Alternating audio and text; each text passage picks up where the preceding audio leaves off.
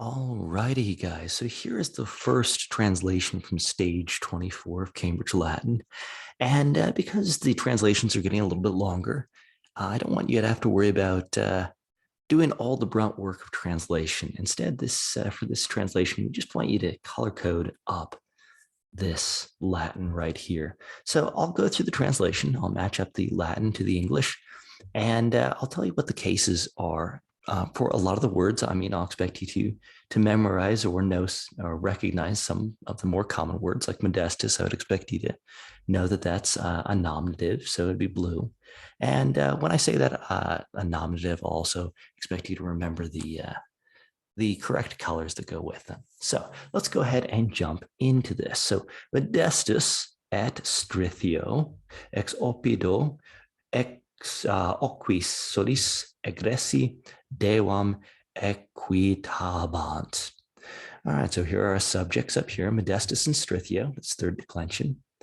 And then everything between these two commas is a participial phrase. It's a perfect passive participle, but it's from a deponent verb, so we'll call it a perfect active participle. So having exited, having gone out of or from prepositional phrase from the town of Aqua Solis, right? So the Aquis Solis, these are also in the aquis right there is going to be the ablative plural to go with the ablative opido, which is going off of this X, and solis is genitive right there because it's the waters of Sol.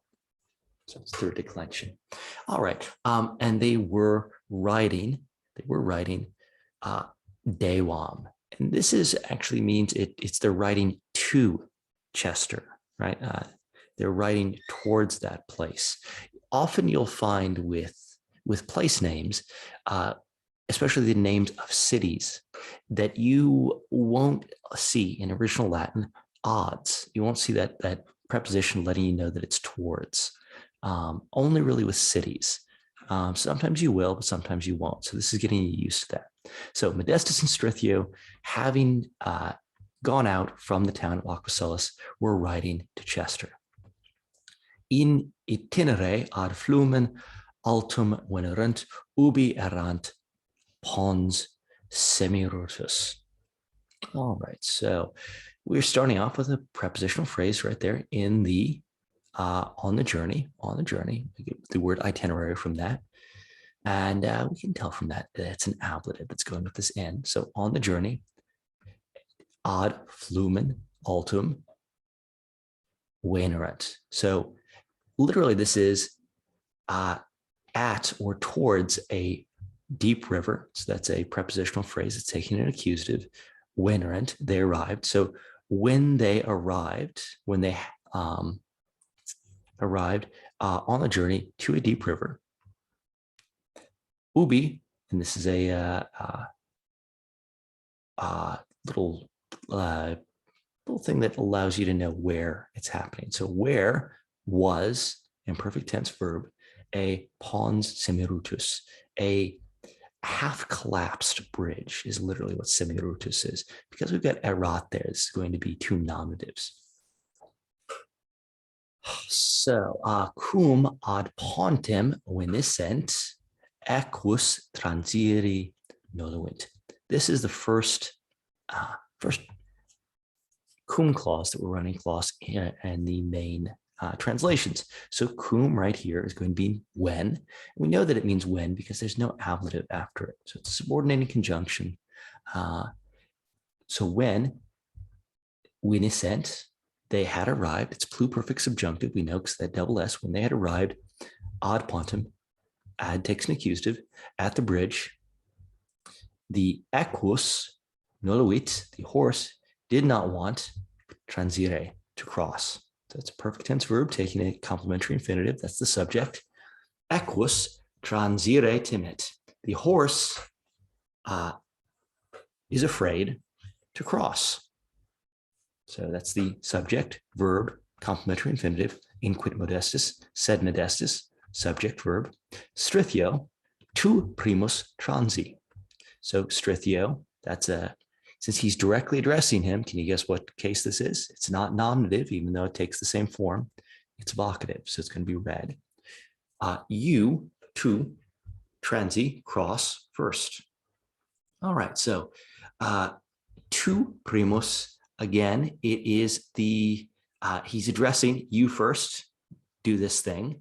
So it's going to be in the vocative still too, you first, both of these. And transi, although primus right there is going to be, you could just mark these up as nominative if you prefer, and pretend that I treat them as though they're the subject of this imperative verb. So strithio, you first cross.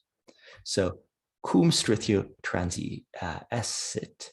So when strithio had crossed, that's a temporal clause right there. So look everything between that cum all the way up to the comma. So when strithio had crossed, the equus transire etiam tum nollebat.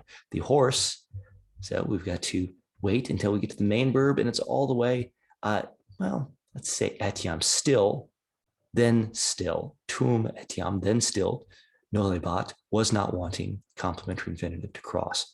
Now, one little thing here, notice that strithio is third declension nominative, but it has a long O, so you might think that that's an ablative in the second declension. It's not, though. You got to remember what declension is what noun to avoid confusion. All right. Modestus igitur ex equo descendit. So Modestus is the subject. Modestus, therefore, descended from the horse. See, ex equo, that right there is ablative. Igitur is an adverb, by the way. Cum descendiset. So when he had descended, when he had gotten down, and we know that this is definitely a temporal clause, the equus statum transit. The horse immediately crossed. So subject, adverb, verb, eque, ready. There we go, got another vocative. Horse, come back. Inquit Modestus, said Modestus, me deseruisti. You deserted me. So this is a perfect tense verb, and that's the direct object. Equus tamen in ultra ripa emotus stated. The horse, however, on the other bank, so this is ablative, on the other bank, motionless stood. So the horse, however, stood motionless on the other bank. This is a nominative adjective that's describing equus, but it will translate like an adverb, and this is the verb. Modestus cautissime transire coipi. Modestus very cautiously began to cross. That's a superlative adverb. So subject, verb, complementary infinitive. Cum ad medium pontem venisset, veni isset, decidit pons. So this right here is a temporal clause, because we can tell because there's no ablative, and this is a pluperfect subjunctive. So when he arrived, had arrived at the middle of the bridge, this is a prepositional phrase that takes an accusative, the pons decidit, the bridge fell down. So that's the subject, that's our verb. Modestus decidit, Modestus fell down. Medis ex undis clamavit, caudices vos pontem labe fecisti. So he exclaimed is our verb, and then ex is taking the undis medis. The medis is an ablative that is describing the undis. This happens a lot. You'll find that adjectives will be outside of their prepositional phrases. So he yelled, he shouted from the middle of the waves. We get the word undulate from this. He shouted from the middle of the waves.